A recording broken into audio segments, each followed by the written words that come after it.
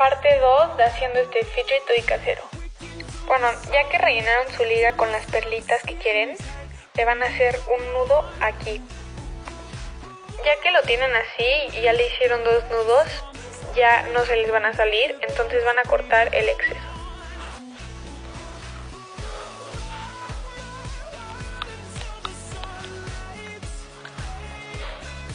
Ya que se lo cortaron, les debería de quedar así. Este fidget está súper fácil y súper divertido de jugar. Lo puedes hacer así o te lo puedes poner en el dedo así. Está súper padre.